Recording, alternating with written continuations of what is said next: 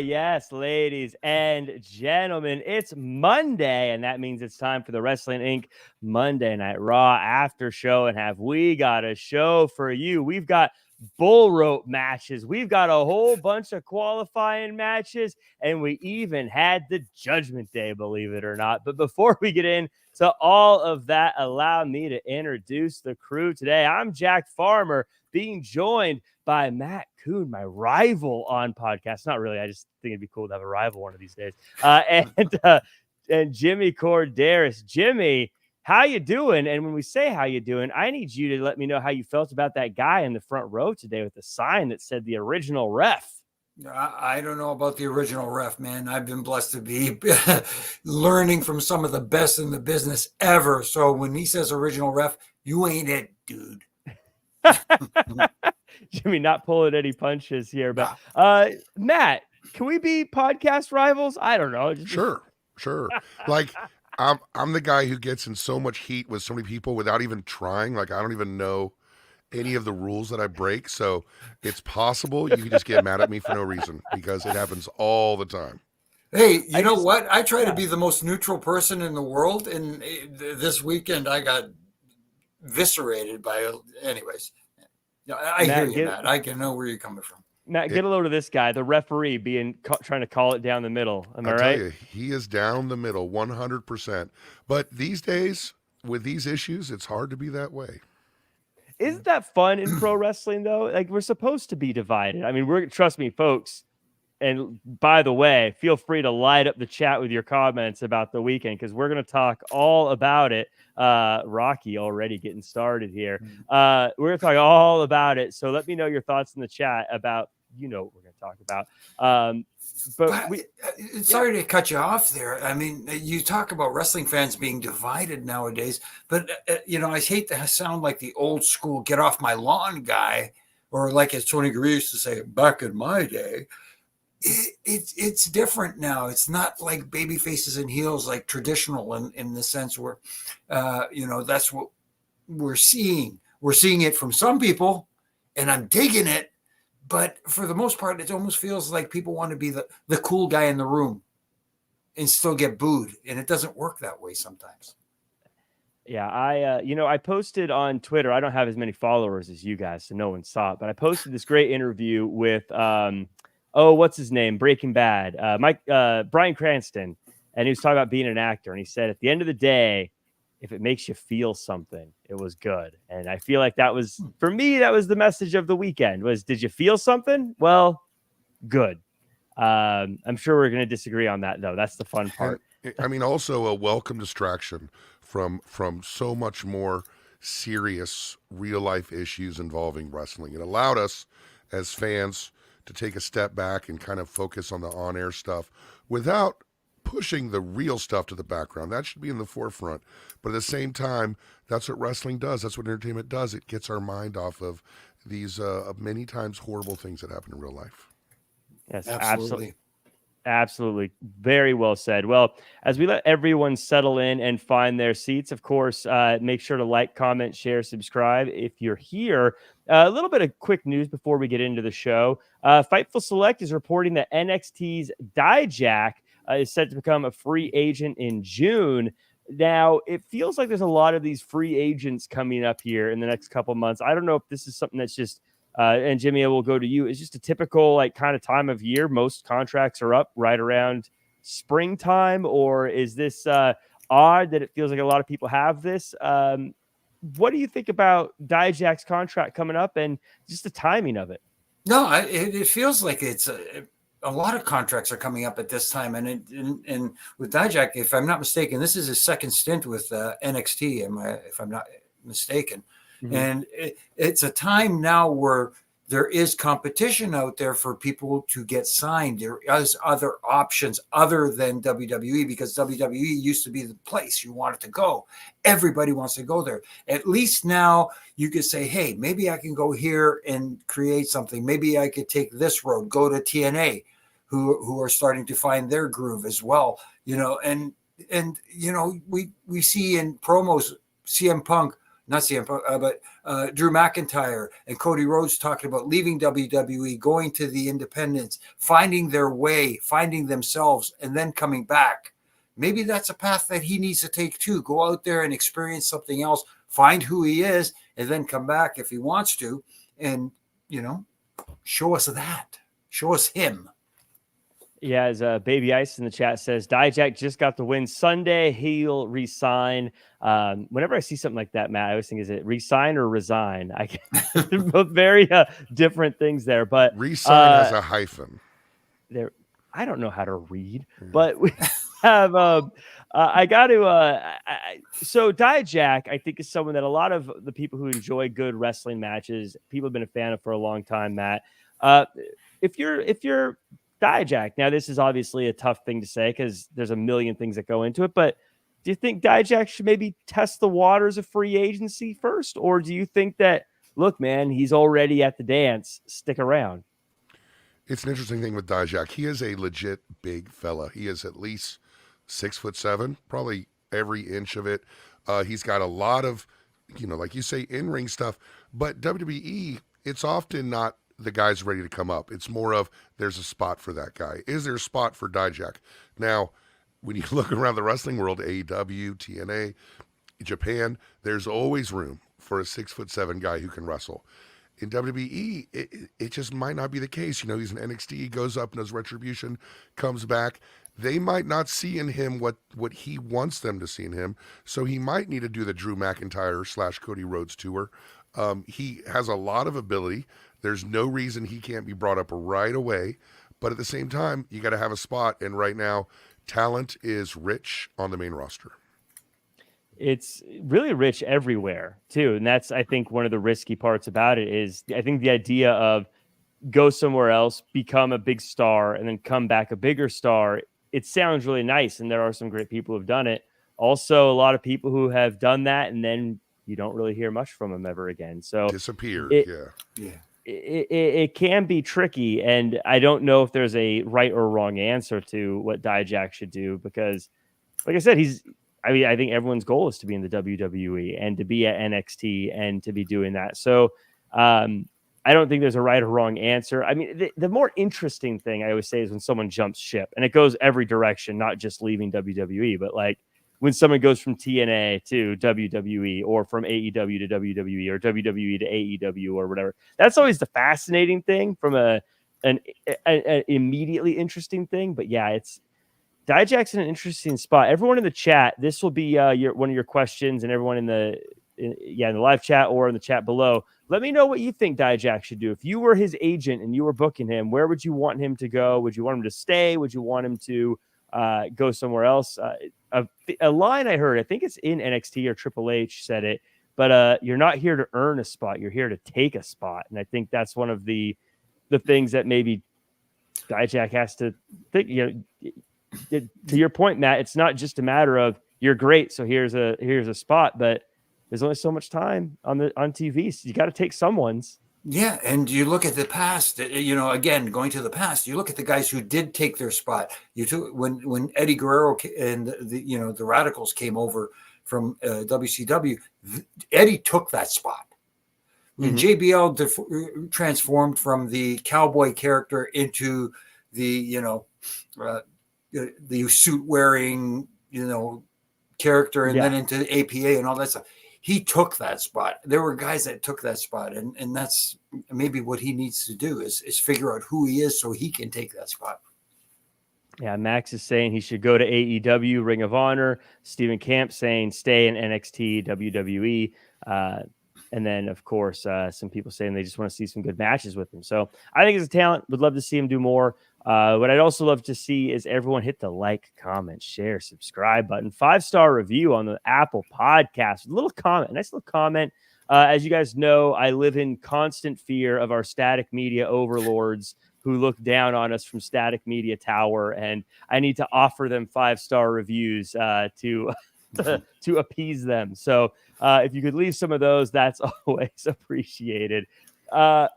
Let's get into this show, fellas. Let's get into this opening contest. This opening segment. Of course, if you're a lurker, I want to give you a shout out as well real quick. I also want to give a shout out to all the people chatting: Lego Brick Collector, Ricky Zaldivar, KOD, Steven, Blue, Cool, Rocky, Michael, Beer, Tommy, Huffman, Ethan, Max, Jeff, Steven, Gary, Tuck, Sherrod, Azel, Baby, Say, Jay, I think I'm getting everyone, Majestic Marie, Keith Banks, Montez, everyone. I am Error. You stuck around. I am Error. I see ya, by the way, in the chat before the show goes live, and then you disappear during the show. I know you're doing it. You're skipping out on class. I am Error. I'm glad to see you showed up for a little bit, at least today. And of course, Pitt Milligan stalking you and Mike Martin. Chad, I see your comment. We're going to get to it in just a second. Let me just set the stage, though. We got the champ, Seth Rollins, comes out to talk about what happened on SmackDown, and he hears the people want Cody. So brings out Cody. The crowd does all the talking until Seth eventually says he wants to prove he can beat Cody. Drew McIntyre comes out and says he wants to face Rollins, and Cody needs to challenge Reigns. Eventually, McIntyre attacks Rollins, and Cody sends Drew packing. Matt, this was, first off, we got a lot to unpack here going into this. The Cody, The Rock, Roman Reigns, Seth Rollins. Going into the weekend, it felt like it was a sure thing. Clearly now, nothing has been officially announced. Just your thoughts on all of that. But also, I would love for you to talk about this promo. And in my opinion, really one of the best, this is a real life thing we're seeing, but they're talking in pro wrestling terms, if that makes sense.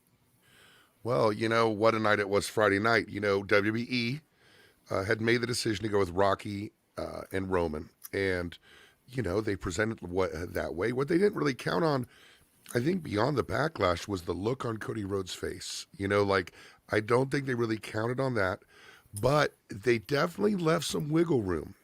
They didn't announce the match. They didn't say this happening for sure. They left some wiggle room just in case. And I think what we saw today, I'm, just going back and forth on it. I think what we saw today was them trying to co-opt the We Want Cody movement in an effort to kind of quell it just a little bit. I don't think 100% they did not want a Rocky Sucks chance. There were Rocky Sucks chants on Raw today. WWE did not want that. Rocky did not want that. TKO did not want that. TKO's head, Ari Emanuel, who is Rock's manager or Rock's agent, did not want that. I think they were planning on some backlash with the Cody thing. I think they underestimated it.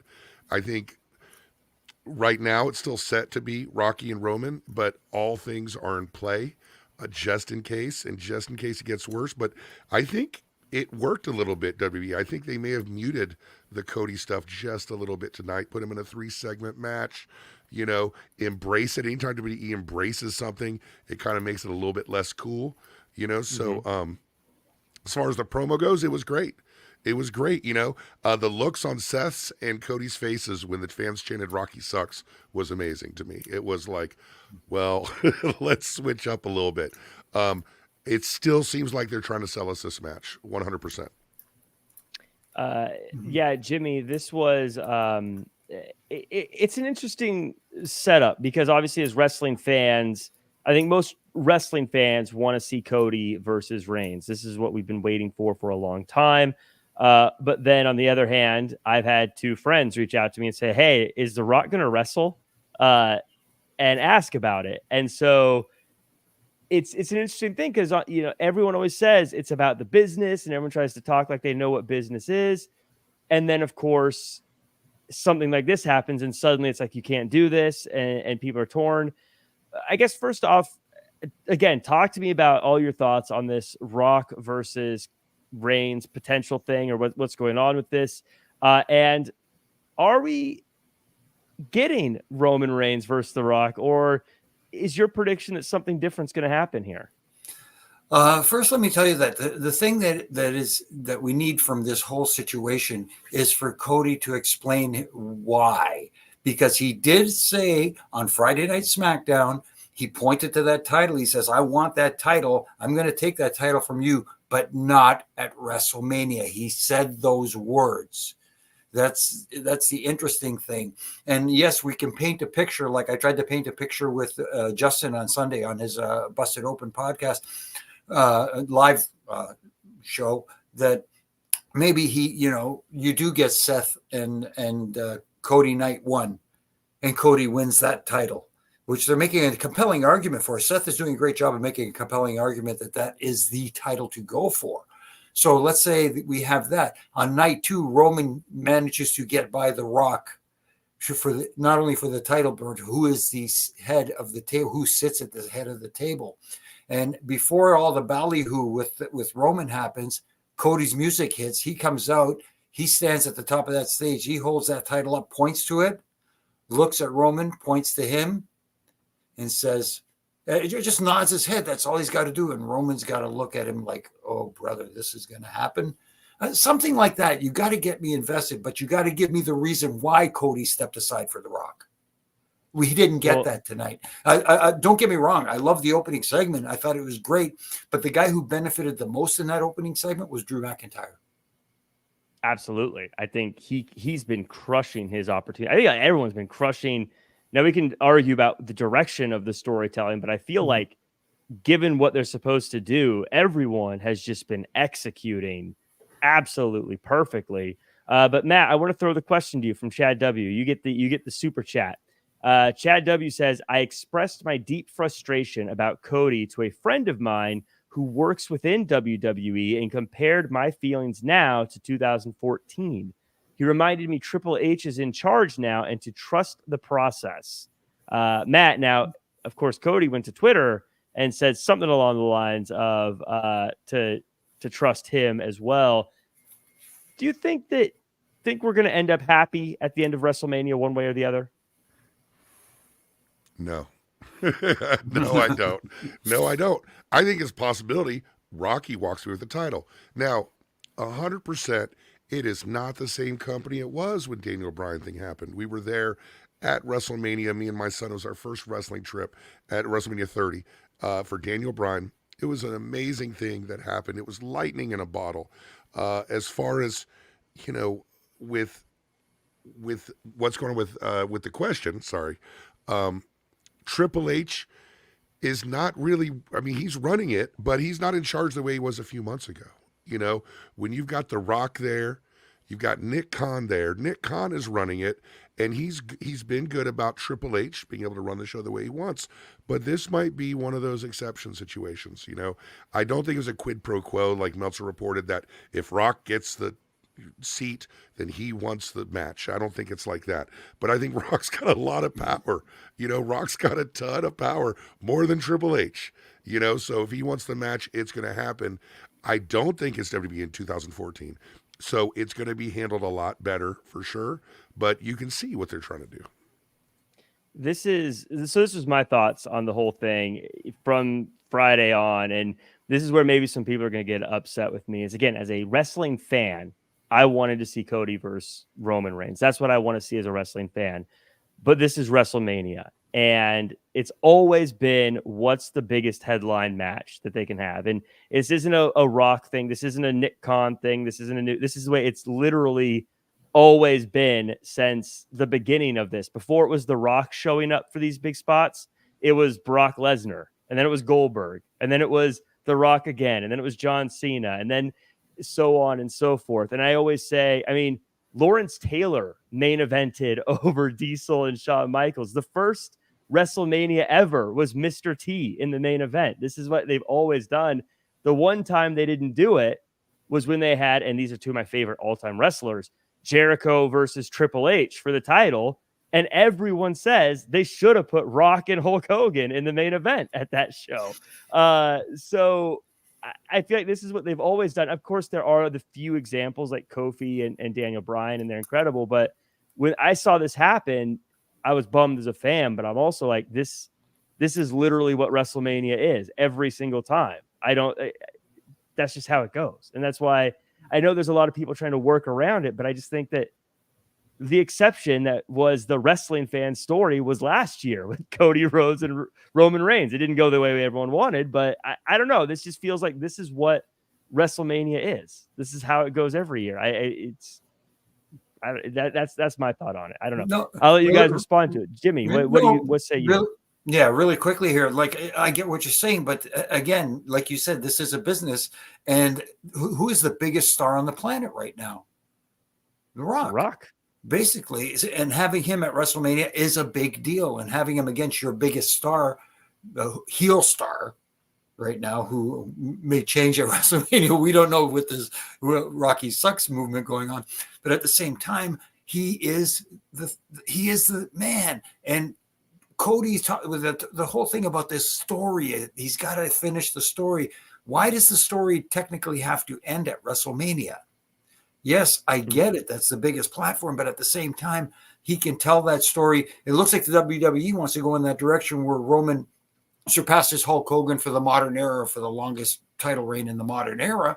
They can still do that and still finish the story at the same time. What if, and I'm going to throw this out to both of you guys, what if, because today is the 36th anniversary of the main event where Andre the Giant defeated Hulk Hogan with the twin referee angle, which I was there for, which is a great moment, still stuck in my brain. No matter how many ref bumps I've taken, it's still there. And I remember that moment.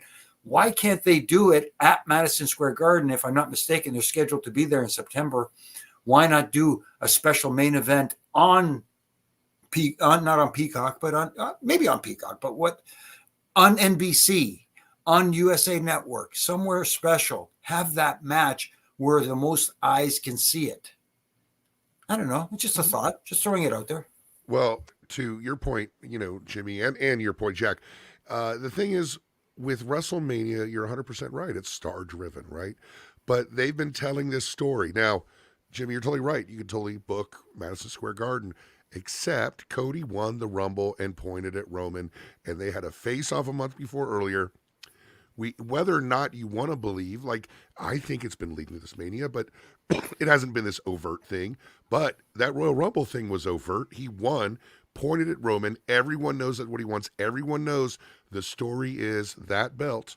So to Jack's point about, it's star driven. We've never had one of these things where it was a plot, a storyline that was hijacked 5 days after the Royal Rumble, after the match was kind of set. Rock comes in, boom, nope, it's not this. It's not what you guys thought, it's this. So it's not just a star thing. It is something that doesn't work for the fans' interest. And to your point about Rock being the biggest star in the world, for sure. But what is the cost of that one-time bump over all the kids and all the fans that invested in Cody's story and are absolutely confused right now? I'm not saying he loses. I'm saying he doesn't get the match. And these kids dress up like him. They show up as him. They are utterly confused about what's going on. I think it costs them more in the long run than it gains them. There's one little thing. No, I agree. I do agree with what you're saying. Sorry to cut you off, Jack, but there's one little thing that we keep forgetting from the Rumble itself is that when Cody was pointing to Roman Reigns up in the skybox, there was a shot from another skybox of Seth Rollins with the belt there, looking a little boo-boo face like, hey, what do you mean you're pointing at The Rock? So maybe that seed was planted there. Maybe this was the direction they were thinking of going the whole time, and having him point to Roman made people go, this is the match I want to see. And then, you throw that curveball, and of course with the CM Punk injury, they always say at the bottom of the card, at the bottom of the lineup, card subject to change. I don't know if that threw a monkey wrench into things, but that little scene where you saw Seth Rollins in his skybox going, hey, wait, he had that look on his face like, hey, wait a minute. I know we got to move. Oh, I'm sorry. Go ahead, Jack.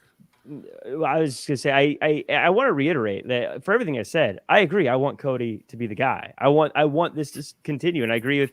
It felt like it feels weird that he's stepping aside for The Rock. I'm not saying this is great storytelling. I'm not saying that this is my favorite way this is going. I'm just saying I've seen Brock Lesnar crush Kofi Kingston's run so he could step in and be the champion when they wanted him to be. I've seen Goldberg show up out of nowhere to be the guy. I've seen Mike Tyson suddenly inserted into a main event match.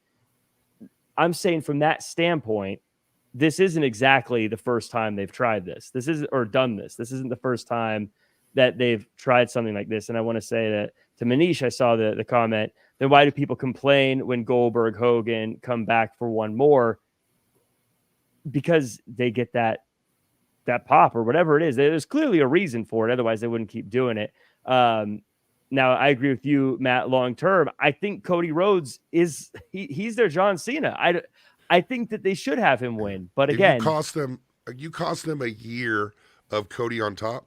And let me tell you, you've seen how hard Cody's worked this last year. Imagine Cody on top and the way he works. And to Jimmy's point, absolutely, they knew they were going. Cody might not have known, but they knew they were going into Seth Cody at the Rumble before CM Punk's injury. I might even say they might have been going towards Cody and Punk before the injury. They definitely pivoted. They already started making merch for Rock versus Roman that day, or before that day. And other things lead me to believe that it's not the injury. They really, once Rock got in the picture, they're like, all right, sorry, Cody, it's not happening at Mania. And probably something like you said, Jimmy, it's probably going to be something at MSG down the road. Majestic Marie says that I was at the Rumble after the show. Cody apologized for WrestleMania 39 and then promised to finish the story at WrestleMania this year. So yeah, there's Cody's crazy. That's a bit interesting. I want to say, Bobby Decibel, man, I see Jack saying he wants Cody, but still giving WWE a pass. We got to give up this, like, you're giving people a pass or you're a shill or you're on someone's side. I'm just saying, look, check the tape. Look at all the WrestleManias. That's what I'm saying. It's not a pass. It's historically evident. This has happened at most WrestleManias. This is what they do. It's not some weird, like, I'm giving them a pass. It's fact. Go look it up. Spend some time. Chad W with another super chat says, it's a real shame, Jack. Mania is in my backyard, and now I do not want to go. Would be my 9th Mania, but wow, such a sour taste right now. Hating The Rock like I never thought I would. So glad the real GOAT Cena went over at 29.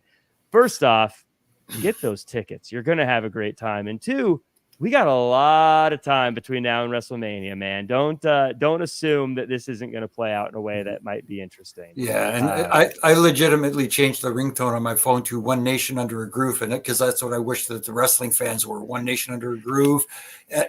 Enjoy what we get. You may not like it at first, but give it a chance. You may be entertained, and that's what it's about. Baby Ice says, I'm a shill for heels, and I own it. So as we move on here, obviously this is the hot button thing. So if people have more questions, feel free to throw them in. We got a fatal 4-way tag team qualifier match. Creed Brothers versus DIY versus Imperium versus New Day. It's a pretty long matchup, fun one. DIY gets the win, and they're facing Pete Dunne and Tyler Bate for a number 1 contendership match on Friday at SmackDown.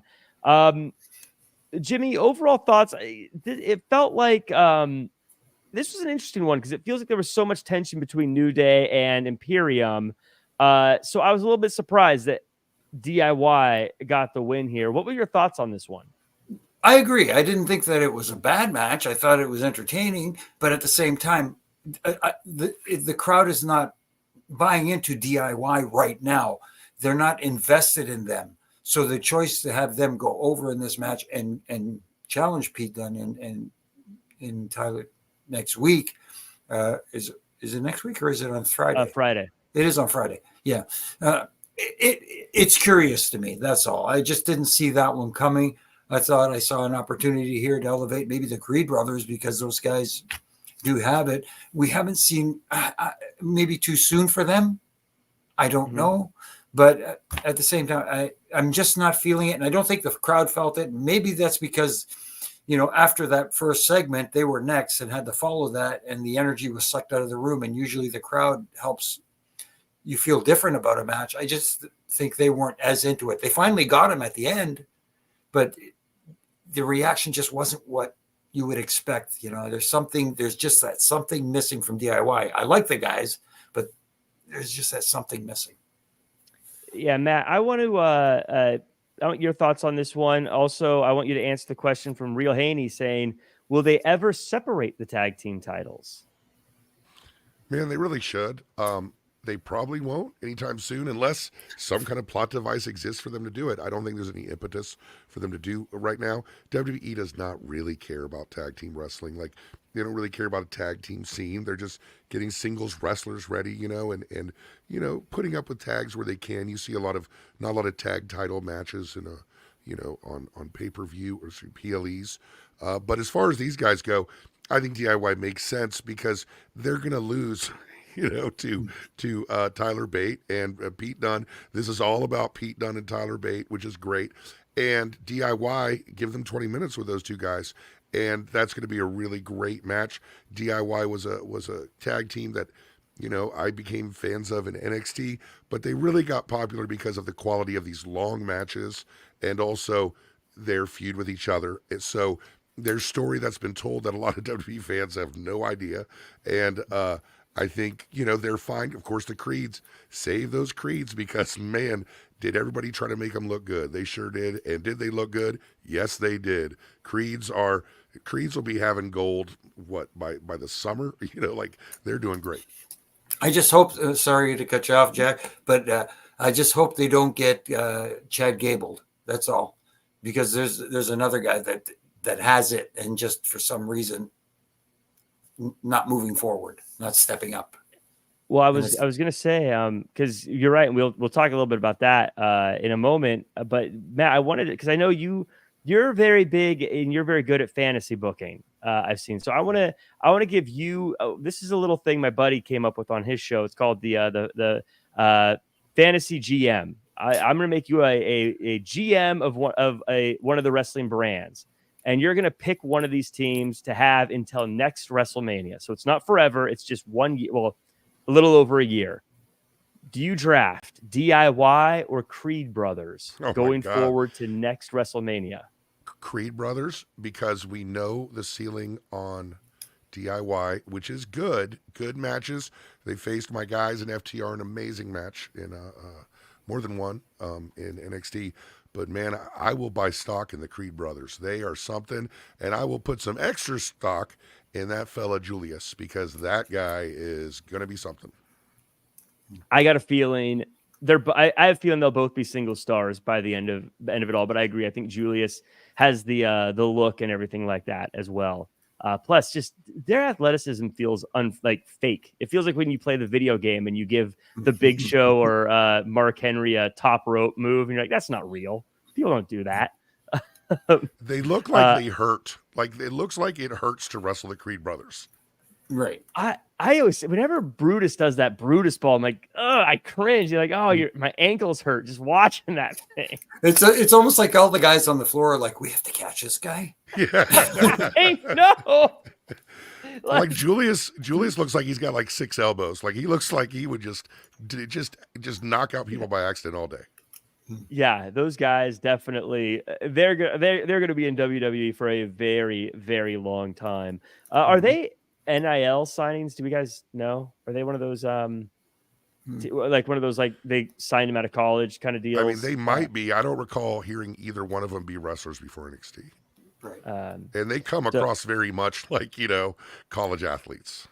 Yeah, I mean, they are definitely athletes. And if anyone in the chat knows, let us know. When we move on to one of the qualifying matches, Becky Lynch versus Shayna Baszler. Shayna works over the arm, tries to tear Becky apart limb by limb, as we're told many times. Becky fights through, gets the win, going to her first ever Elimination Chamber. Afterwards, Liv tells Kathy Kelly that she's going to be fighting to get revenge on Rhea Ripley for putting her on the shelf for a year. Jimmy, this is Becky's first Elimination Chamber. I know we don't know who all the participants are. In fact, we don't know who any of the other ones are yet. But is this already Becky's match to lose? It kind of feels that way going into it, but at the same time, at least tonight, it put some doubt in people's minds, and that was because of Shayna Baszler, right? And I know a lot of people are saying going into this match, I didn't see, there's no way that Shayna was going to win this match against Becky because Becky's the man, so to speak. And, it is the way you put it is very interesting. It is kind of her spot to lose, so to speak. But it did feel a little different with her. She didn't get the reaction that she normally gets. It felt like something was, again, missing from that audience, whether it was the St. Louis crowd just, not being as alive as, let's say, Birmingham was on Friday, but something was missing there in the Becky thing. And let's see if she gets that back. Hopefully she does. Yeah, Matt, going into this one, I mean, Becky's one of the biggest stars that WWE has. Shayna Baszler, not the biggest star they have, but I've always felt that she at least provides a level of threat. I always like to call it, like she could get a win. I didn't feel like this match there was much danger for Becky Lynch, even though Shayna Baszler was in control most of it. Yeah, like they've told a story that Becky's gonna go to WrestleMania. So we're seeing this as one of many steps, and they could have done a little better job of presenting some hurdles for her besides Shayna Baszler, And I got to give it up for Becky Lynch because she is so popular and so good, and sometimes she is very unathletic in the ring. Like when she jumps off the top rope, she sinks like a stone, like every single time I see it. But nobody ever notices because she covers it with her character. She covers it with her facial expressions. She is really one of the best in the business. And again, they probably could have done more with more nuance to make it a more appealing match. But, there's a lot going on in the women's division. You got Nia, and you got Rhea, and you got Liv, and you got Becky. And so, I guess they're just saying, let's just get Becky in the Elimination Chamber.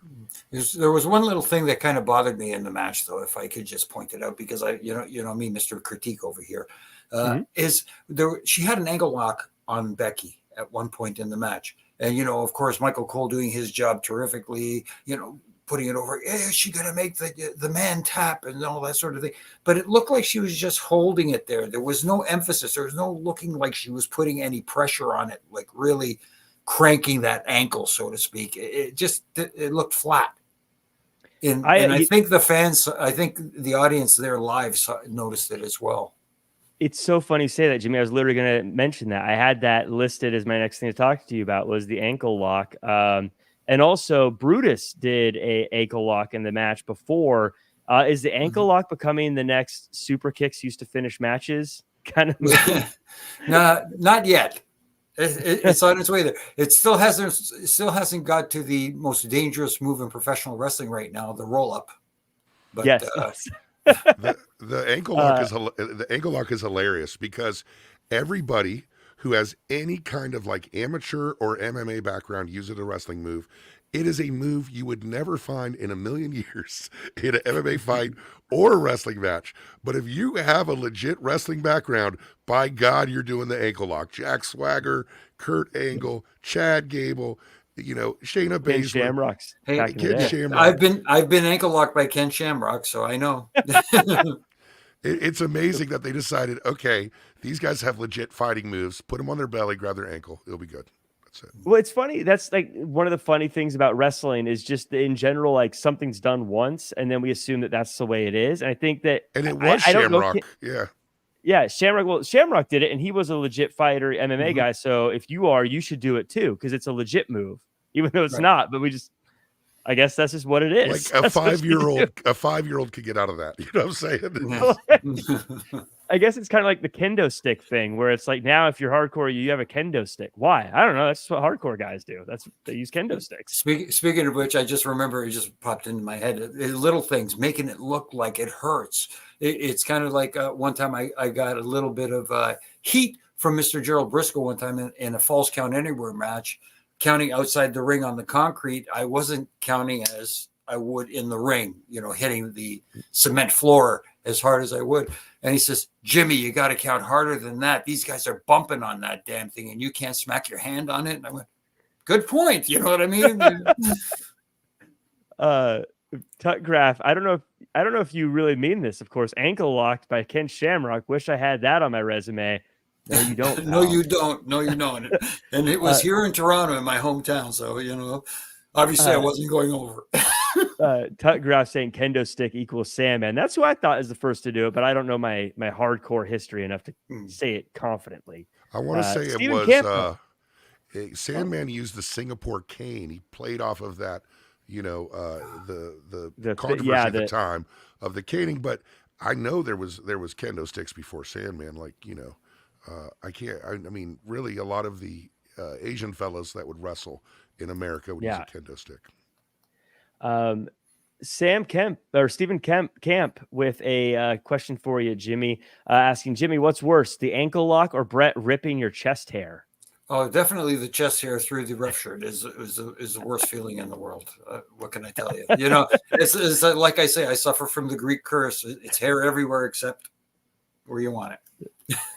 Tuckgraph Glutton for Punishment says, wish I had getting hit with a kendo stick by Sandman on my resume. Speaking of getting things on your resume that you probably don't want, Nia Jax squashed Rhea Ripley today. While dealing with Drew McIntyre, Pierce says sees Ripley coming out unscheduled.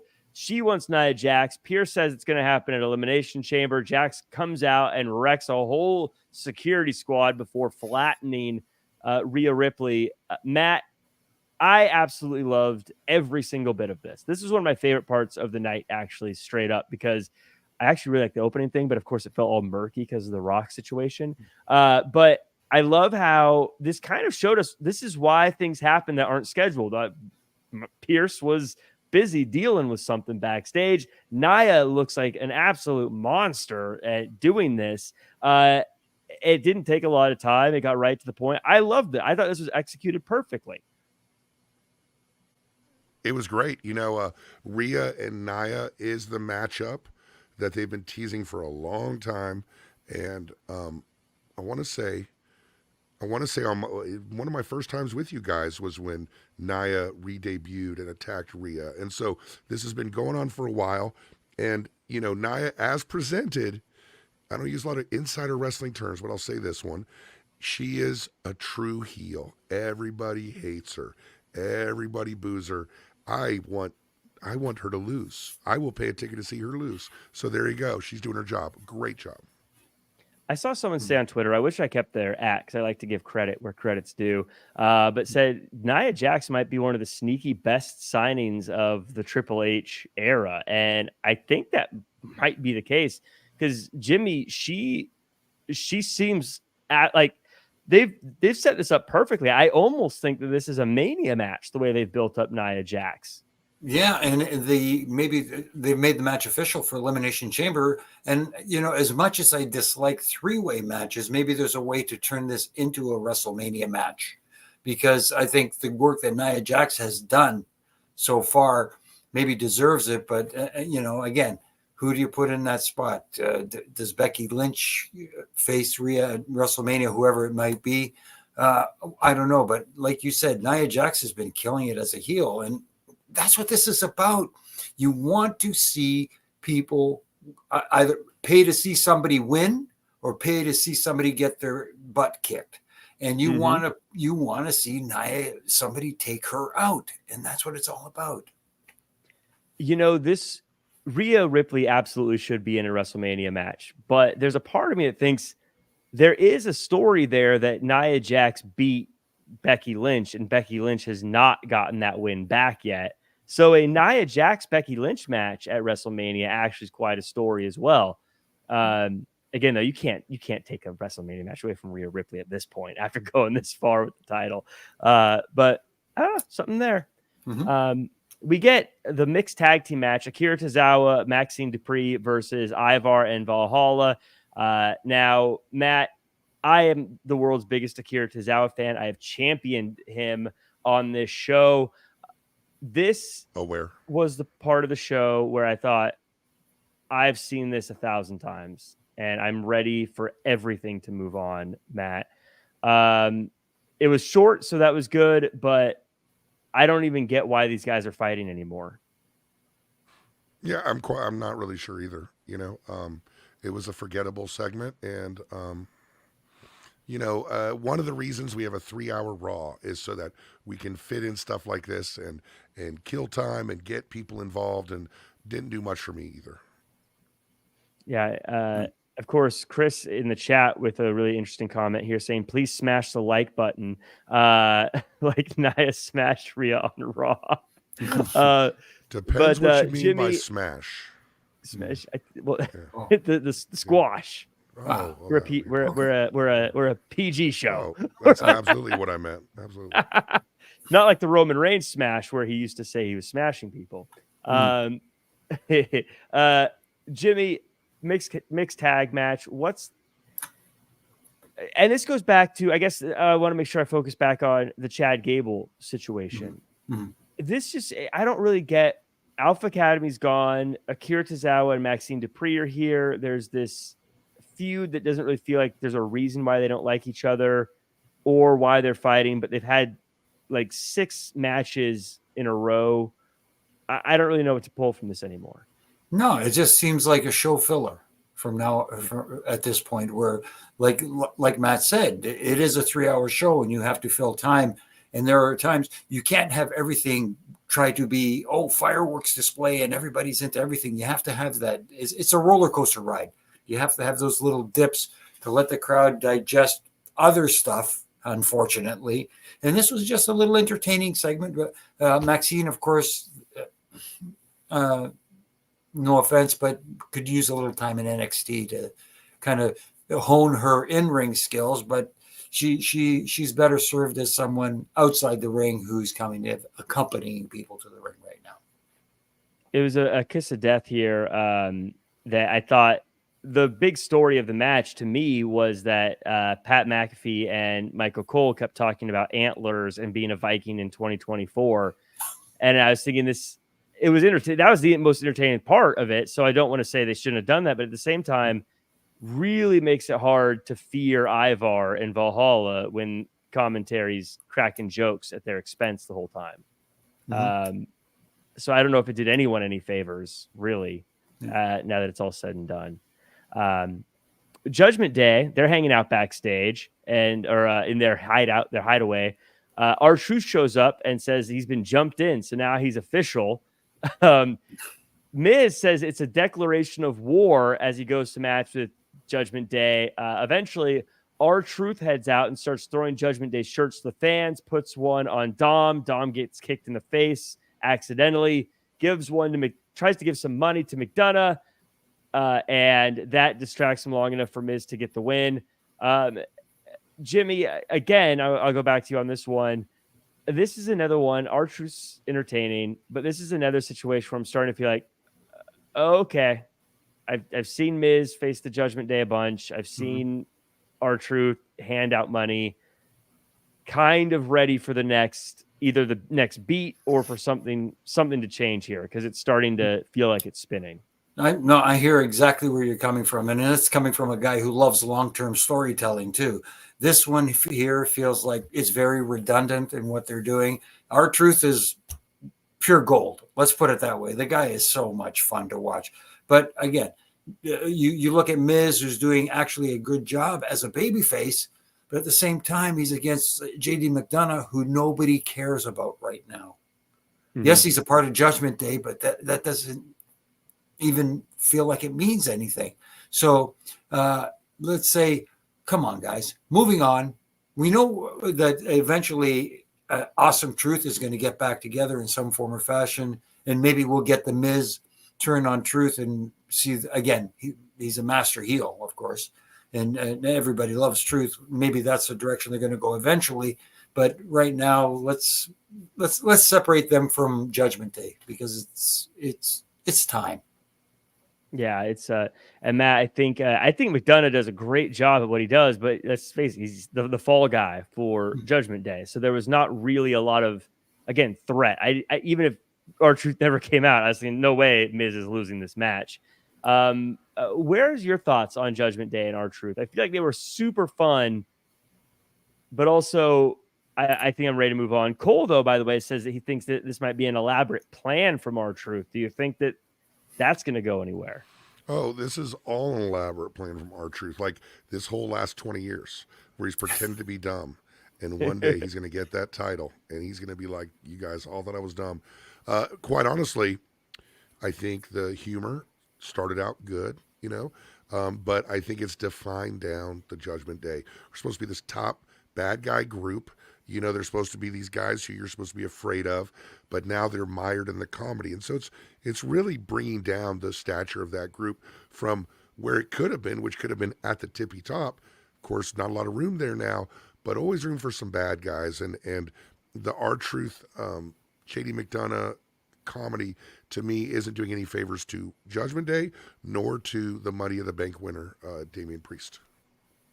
Yeah. We got a quick question from Mr. Sports saying, Jack, what would the WWE do if a major snowstorm hit the Philadelphia area during WrestleMania weekend? Do you think they would reschedule it or what? Well, I'm going to actually be doing commentary for a few shows there during the week there.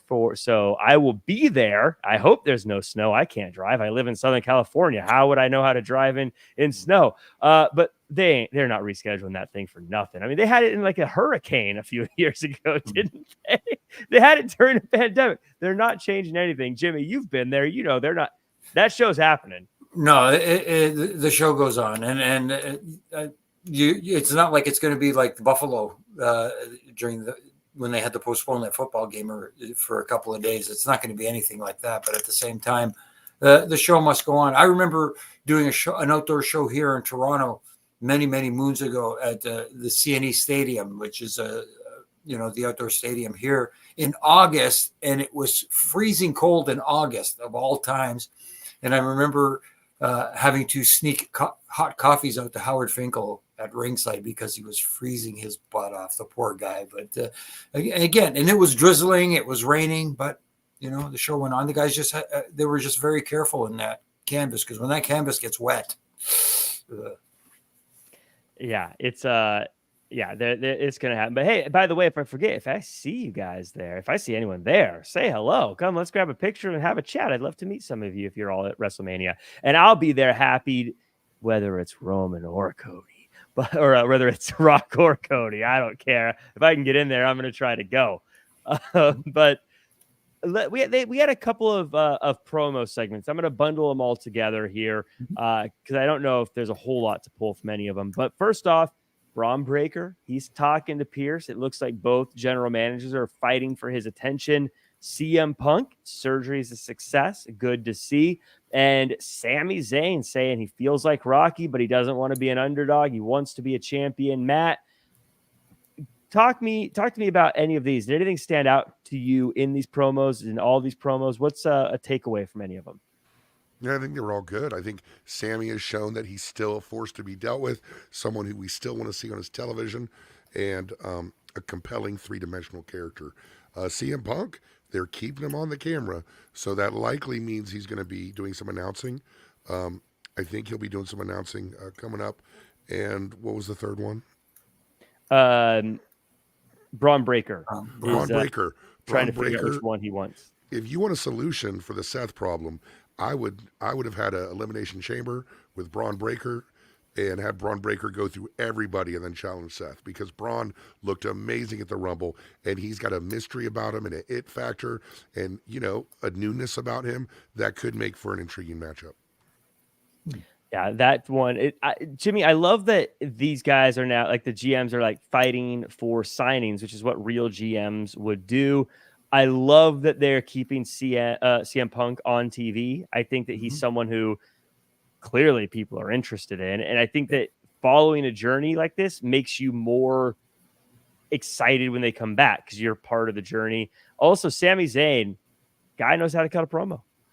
No kidding. But that's the thing. It doesn't feel like a promo. It feels real. You see it's authentic. There's emotion there. And the things that he said, like proving to the fans that they are right about him for getting behind him, was a little, those little things. And, CM Punk, the little things that he said, talking about it hurts and coming back. But when he does come back, he's going to be the best there ever has been. Little things like that. And Braun Breaker, I thought it was interesting, Matt saying, running through at the Rumble. But right now, at least the battle between the GMs or the authority figures from each brand vying to sign him makes him look like an important figure that people should pay attention to. And he's got that it factor. He ticks all the boxes. So at least they're making it look important before they debut him on television, either brand, whatever it might be, Raw or SmackDown. Yeah, I've been enjoying that. Danny Cochran calling me out though, saying Jack for getting his Pacific Northwest boots. I grew up in the Pacific Northwest, but I moved down to California and instantly I just climatized. I mean, it's been raining here in Southern California, and I spent all day looking at the window with my hoodie up, holding my coffee with two hands, sipping it. Too cold for me to go outside. I got to have my coffee every morning too. I hear you, buddy. Reaper Brink asking Jack, why no more Wrestling Inc. pay-per-view reviews anymore? I don't know. I think it's a staffing thing. I don't know. That's for our overlords at Static Media Tower to answer. But I can't give you a real answer. I don't know. We got Gunther has a ceremony to celebrate being a champion for 600 days. No one's going to challenge him going forward except for Jey Uso, who comes out. We get a fantastic back and forth between these two. Things get physical. New Day comes to make the save. Matt, if Matt from the future came back in time and said to you at WrestleMania, Jey Uso wins the Intercontinental Championship from Gunther, would you be happy? Other than the fact that you're using your time travel for that and not something more productive. Well, I've had it for an infinite amount of time because with time travel, it's probably the 1,000th thing I've done with it, But right. I wouldn't be happy, but man, the Jey Uso thing really kind of is surprising. They've done a really good job, of taking this twin out of this tag team and making him, man, he is over like Grover. Like he comes out, the fans respond. They do the callbacks. He's exciting in the ring. I like the idea of him facing Gunther for now. And Jey is a booking and storyline success story. They really did a great job of creating somebody that we've known for years, much like Jimmy was saying about JBL, right? Creating somebody that people will buy tickets to see Jey Uso now. That's insane. I love it. Good for him and good for them. Yeah, Jey Uso is absolutely a success story, Jimmy, and it's very cool to see. Do you think that he should be the guy? If you were the one, I don't ask you booking questions very often because you call it down the middle so well. I never want to put you in the hot seat, but is Jey Uso the guy? If it's your thoughts, Jey Uso, first off, is Jey Uso the guy? And if so, should it be WrestleMania or should it be Elimination Chamber? That's a good question. And right now, like Matt said, he is so popular. The fans are with him. He's got personality. They're invested in him. Maybe he should be the guy. And because they planted that seed tonight, he says, you're a great tag team wrestler. Gunther. There's another guy too, just getting off topic for a second. There's another guy who's elevated his game on the microphone. We know he can go in the ring and be a brutal SOB and beat people up and look real mean doing it. But on the microphone, he's been killing it the last couple of weeks. But Jey Uso, he's got that it factor. He's got that connection with the audience that they're just buying into, that whole thing, that yeet thing, which I still I'm not sure exactly what it means, but hey, he's got me saying it too. And you know what I mean? And he's got all, why not? Why not? Let him be the guy. We've gotten past the point where Gunther is the longest reigning Intercontinental Champion of all time. What's left? And then Gunther can move on to challenge for a different title later down the road. Jimmy, a dangerous game you play, saying words you don't understand, but I like it. We got Mick Cloud saying, is Jey Uso teaming up with New Jay to take on Imperium? Sure looks like it, at least in the short term. I feel like that makes sense. I think next week it was announced as a match. So yeah, that's probably where that's happening. But few people are saying, Matt, like Killer Demon saying Braun Breaker will be Gunther at Mania. Would you think Gunther being the guy or Walter being the guy to do it would be the way to go? That seems the way that they're going. By all accounts, they just slid Braun Breaker into that Brock Lesnar slot when everything happened. And part of that Brock Lesnar slot was probably Gunther at WrestleMania. Why not? Like Jimmy alluded to, Gunther doesn't get anything more from that belt. is given a lot to that belt, which is what you want someone to do. And now Gunther without the belt is actually going to be a bigger star because he won't be seen as needing the belt. He can start kind of tickling the main event a little bit, start doing that so that a year from now he can be one of the main events of Mania, which is headed. So why not Braun Breaker? Why not make a star? Why not have him beat him in, 20 seconds? Like, that would be something else. That's kind of an interesting point. So we always say now that there's all these options for wrestlers to go to, it gives them some negotiation power. But when you're WWE, you're like, we lost Brock Lesnar. Oh, well, Braun Breaker, you're the guy. And it's like, Braun Breaker's great. We're all excited, Well, I mean, the letters are similar too, Yeah, I know it's terrible. You don't want to see people losing a spot for reasons like they're getting hurt or whatever, right, is going on behind the scenes. But at the same time, what a terrible problem to have where you can just insert here and make it work. Right. I mean, in some ways, it's almost like, great, the log jam is cleared. We can add this guy here if I bring him up. By the way, speaking of log jam, Stephen Camp saying Idaho more beautiful than Washington State. How could you say that? Half of Washington State is the Evergreen State. I mean, that's a beautiful place. That's where I'm from, Idaho. I mean, even if you look at Idaho on a map, it's not attractive. You know what I'm saying? It's got that tall part, and then it comes down. Like it's irregular. Let me it's put an irregular looking state. Let me put it this way: I've traveled through all 50 states, and Idaho reminds me of northern Saskatchewan. That's all I know. Oh, doesn't get worse than that. Yeah, well, there I've never been to Saskatchewan, but I'm sure Idaho is beautiful. I'm sure, yeah, it is. There's only two things I don't like. It's Idaho and ranchers. No, my last name's Farmer, so I say I hate ranchers. It's a bit.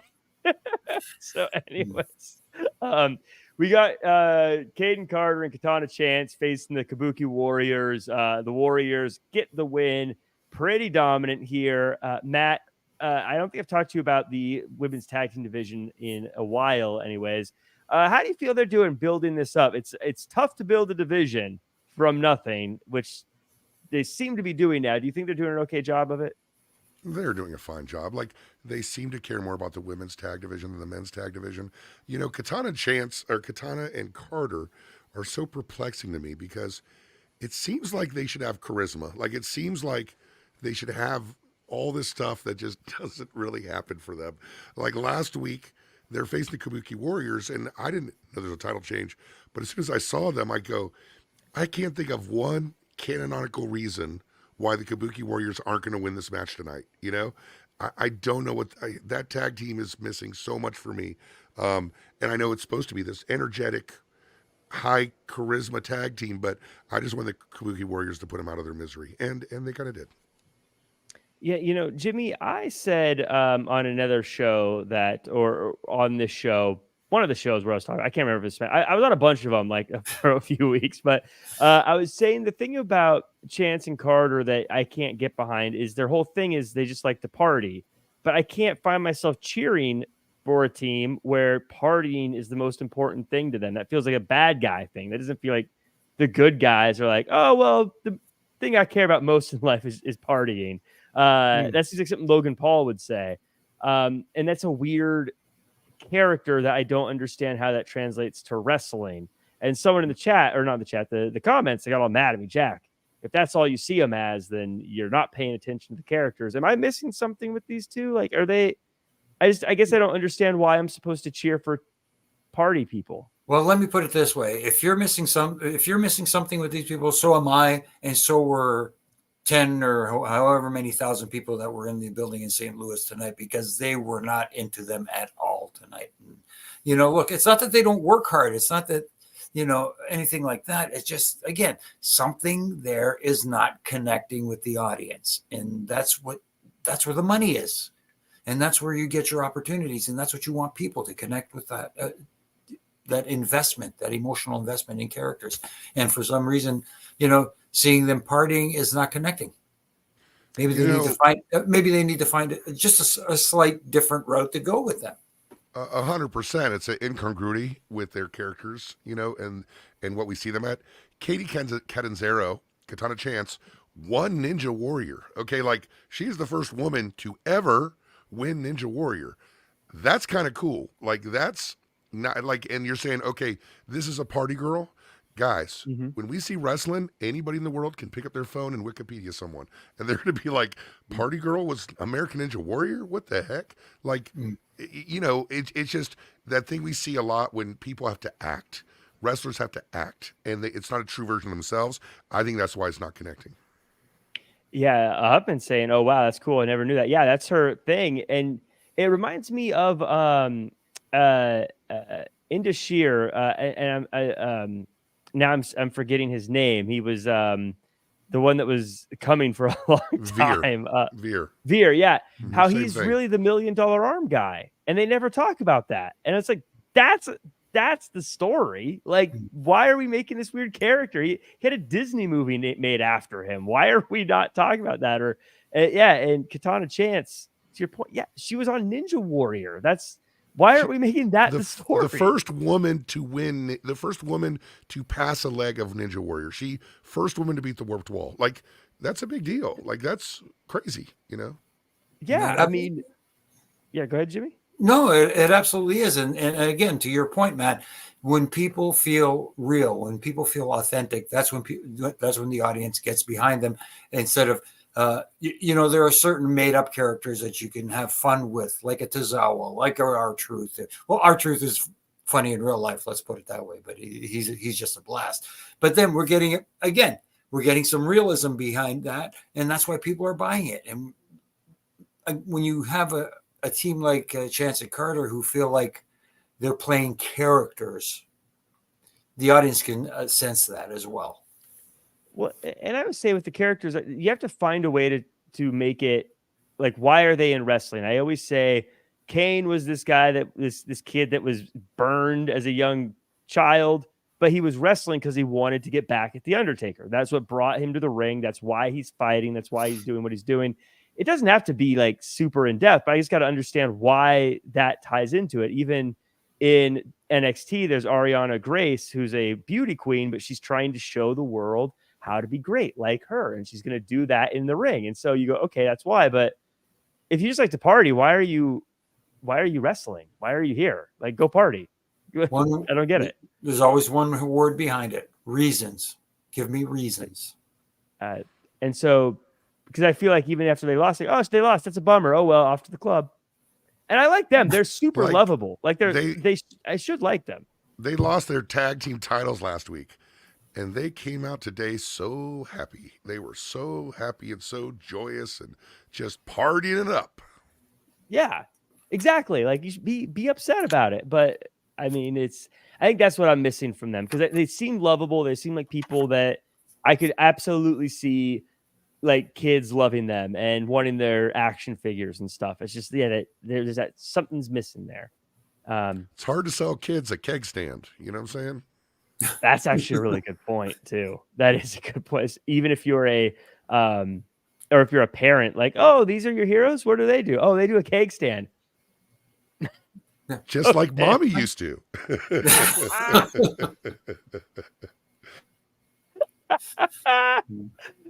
Oh my goodness. So we get to the end of the show. We get to the main event. Shinsuke Nakamura versus Cody Rhodes in a bull rope match.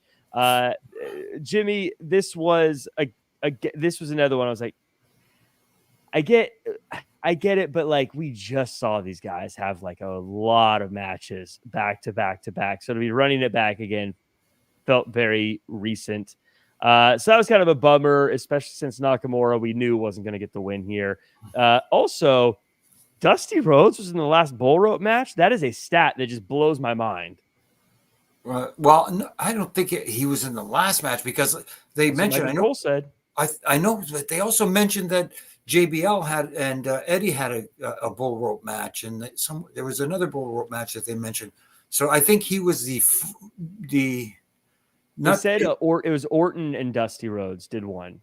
Oh, but it might be the difference between like a bull rope match and where you get a pin, and then the four corners bull rope match. Yeah, maybe. I think there might be some weird technicality there. Right. Yeah. Well, at least, as I saw your tweet tonight there, Matt, At least there wasn't any false finish giveaways there. Anyways. It drives me crazy. Drives me crazy when I can tell by the ref if it's a 2 count or 3 count, or if I can see the wrestler's eyes are open. Oh, those are the two things that I can't stand. I hear you. Yeah, it's a tough. That's a tough gig being a ref, obviously, Jimmy. But it bothers me when you can tell the third one where you can tell they're slowing down before they get to the end. That's my pet peeve. But it was one of believe it or not, it was one of the most difficult things to learn and try to keep in your brain is to keep your count consistent throughout the entire match. So it doesn't. I've seen people speed up their count on the finish, slow down their count on the finish, keep the cadence as consistent as you can, and keep it looking real. What were you mentioning? The swipe. Matt? Yeah, the big swoop, the big swooping arm, kicking out the legs. I just, to me, that always gave it away. Yeah, no, I hear you. And then a real quick story here. When we used to do the show Aftermath up here in Canada on Sportsnet, we were at SummerSlam here in Toronto when it was in Toronto last time, and I was sitting with the producer of the show, sitting beside each other, and he's like popping for the false finishes, and I knew it wasn't it, and he's going to me. He's going to me, what are you doing? Oh, because you know the finish. I said, no, I don't know the finish to the match. I'm watching the referee. And unfortunately, he has a tell. He says, oh, what's a tell? And I said, I don't want to tell you. He says, why not? Because I didn't want to give it away. He says, oh, just tell me. So I told him what I was seeing. And he says, oh, now that you told me, I can't unsee it. That's why I don't mention them out loud out here in the nation, so the nation can hear it, because all of a sudden everybody at home is going to see, oh, wow, I see it now. So I kind of, sometimes you don't have to peel the curtain back that far. You must never, I never noticed that stuff, so I still get it. But I do notice the ones that are like, they stop and you can tell they're hovering, like I don't know. There's nothing wrong with those really close, 2 9/10 counts, and the referee does hit 3, but then waves it off. There's nothing wrong with that. That looks real. I don't know. Yeah.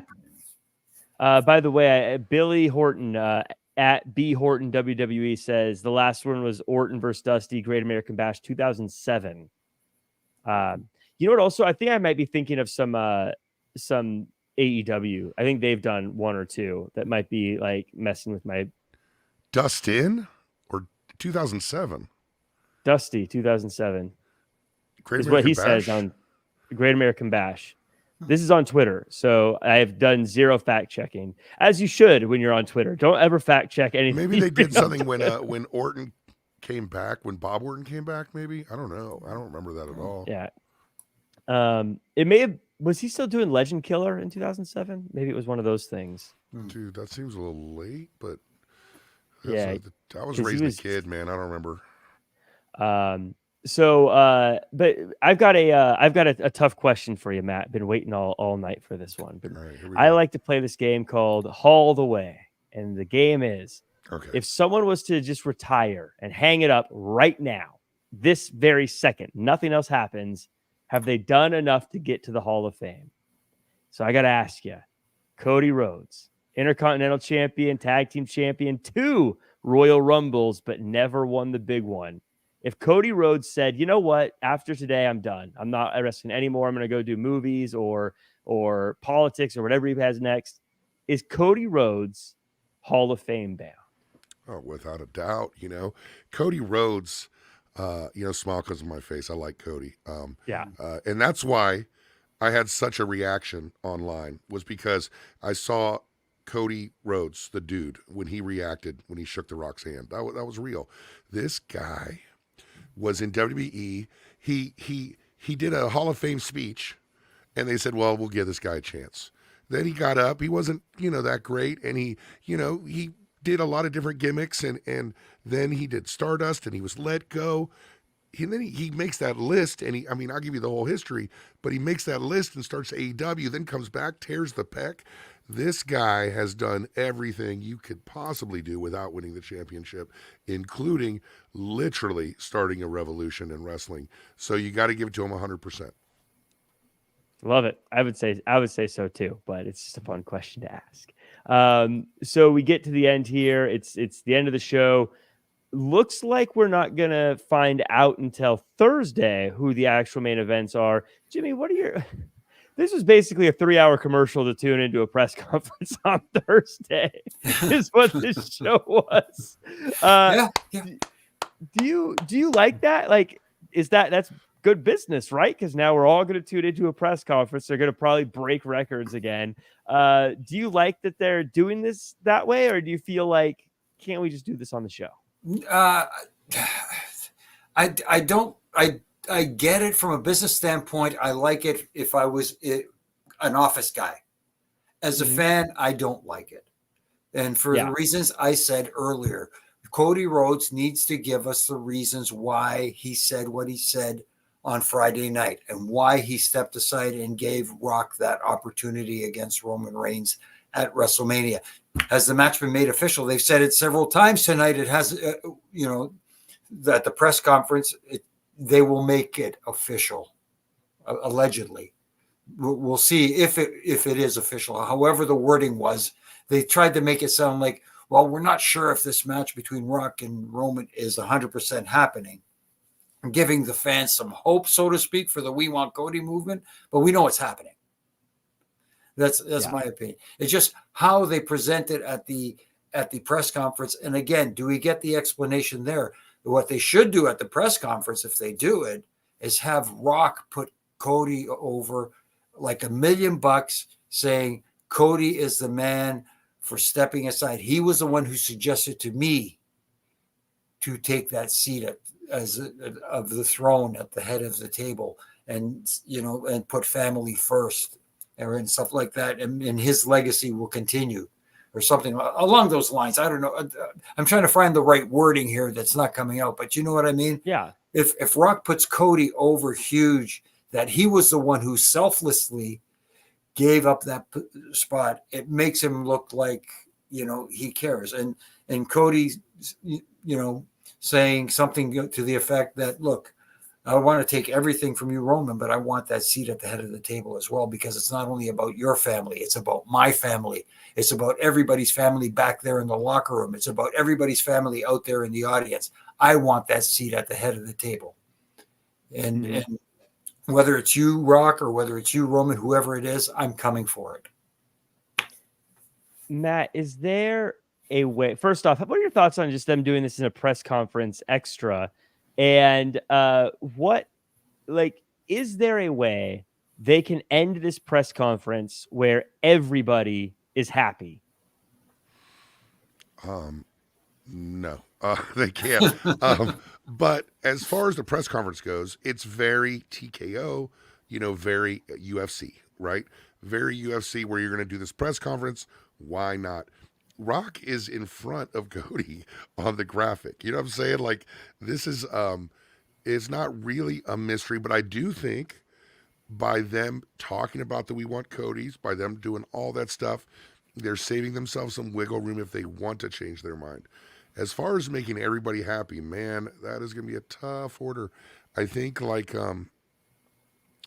maybe something like Rock and Cody and Seth and Cody and Rock and Roman both on night one. Night two, winners merge the titles. That's Las Vegas is being used as a press conference for a bait and switch for WrestleMania 41, and they're going to announce 41 in Vegas. Then The Rock will do that. He's like, oh, when I said WrestleMania, I didn't mean WrestleMania 40. They could do that easily too. But I'm with Jimmy. I think The Rock is going to face Roman at WrestleMania, and he'll probably win the title. I think so too. I really do. I think we're going to end with The Rock standing tall. Because at the end of the day, too, we all argue about whether what's best for business, what's the story, whatever. At the end of the day, what does The Rock want? I think Nick Khan's going to jump in his arms like Elizabeth and Macho Man. It's going to be great. See, and now you've got me conflicted, because obviously, like I said, the WWE seems set on having Roman go and becoming that longest term champion in the modern era, beating Hulk Hogan's streak record, whatever the case may be. But does it make Cody a bigger star defeating someone like The Rock if he were the champion? You know what I mean? That's a tough call. Yes, we want to see him beat Roman Reigns for the championship, but Roman beating Rock is something that a lot of people are expecting if that happens.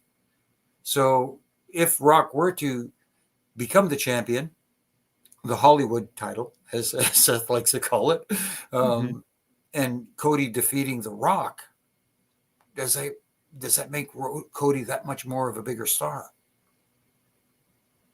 As opposed to defeating the guy who defeated The Rock? That's a tough question. He worked really hard to keep his momentum up this year against a lot of odds. I don't know, man. Him not getting that match this year, I don't know if anybody's got that kind of energy to keep that momentum up. You know, like that's a tall order to be seen as someone worthy to challenge The Rock at that point. You know, that could be tough. Yeah, it's a long. It'll be interesting. This will be a very tough road, I think, for everyone. But it's an interesting road to WrestleMania, and we're on that rocky road now. I want to thank everyone for joining us in the chat. Thanks for being here. Goose Rob, Beer Money, Jack Ramon, JT098. Damn it, ASAP, as I don't know how to pronounce that. Goodfella, Ricky. Jimmy, any final thoughts, and where can the world find you online? It was a fun Raw. It had its roller coaster ride. It had its ups and its downs. But the biggest takeaway for me was that I don't know what it did tonight to help Cody and the We Want Cody movement. Like I said, I think the guy who benefited the most, and again, at the end of that bull rope match, the guy who benefited the most tonight is Drew McIntyre. And here's a guy who allegedly is not signed. So I got a feeling that'll happen. I got a feeling too, because, you know, why would you be putting so much steam behind this guy if he wasn't going to sign? But hey. And Matt, how about you? Final thoughts on the show, and where can the world find you and all the stuff you're doing online? I haven't talked about Drew today. Drew is amazing. And if you look at the Drew McIntyre character, he is very focused on creating a character that has motives that are understandable, that are rational, that are understandable by everybody, that he can feel is in the right. You know what I'm saying? So the means justify, or the ends justify the means. As far as the Raw, it was pretty good. I think WWE may have gone out of their way just a little bit to mute the Cody thing, and it may have worked a little bit. But, you know, I'd give it about a 7 out of 10. And looking forward to the main event of the week, the press conference. By God, we're going to have a press conference. Let's get ready to rumble with $2,500 VIP seats where you get a photo op with Triple H. So that, you know, hey, let's just monetize, bro. Monetize. I got two seats. You know, I figure why not? And real quick, one more thing about Drew. This is what I love about it. Everything he says in his promos, are any of it a lie? Does he lie in his promos? Not a word. But he says it like a real dick. And that's what works. And again, you said to throw the plugs out there. I didn't get to throw my plugs out there for all my social media. Obviously, you can catch me here on Monday nights with like you guys talking Raw, and on Wednesday nights talking AEW with you and Issa, usually Jack, and the Roughing It Up podcast with my good brother in stripes, Brian Hebner, and RJ, who holds on Glue Together. We had a hell of a one with Chavo Guerrero last week, and we got Trevor Murdoch coming up this week. We're having a lot of fun talking. And, you know, my Ref and Rant rants on all my social media platforms, they're not very long. I try to get them in a minute, or if so. And again, little critiques, not to tear down, but to tighten screws that I believe need to be tightened. They're my opinion. Hey, it's okay to disagree sometimes, folks, but we can disagree respectfully. Let's put it that way. Absolutely. And you can find me at Real Jack Farmer across all social media. You can follow me here, obviously, on Wrestling Inc. for Mondays and on Wednesdays. I'm off this Wednesday. I got a little event I'm doing that will take me away from the stream, but I will be back the following week. And I'm doing commentary for Prestige Wrestling on February 25th. You can get that on IWTV. You can also check out Santino Bros. I did commentary for them last night on Fight TV. Those are really good shows you should check out. Also, I'm going to make sure to be in the comment sections on YouTube, so let me know what you think. I thought I was, but apparently there's something that made it so you couldn't see my comments. Like all my comments have been hidden. I've been trying to talk to people and respond. No one responded. I just thought people didn't care. But then I realized my comments have all been hidden. So I've got another sign on. I'll be responding to you guys and trying to interact. You've been blocked. I got blocked by Wrestling Inc. I guess it's a static overloads, bro. Static overloads. Like, you have not presented us with enough 5-star reviews to be okay. Well, I want everyone like, comment, share, subscribe, 5-star reviews, all that good stuff. Follow at Wrestling Inc. and be here tomorrow for the After NXT show. I bet it's going to be a good one. See you guys there.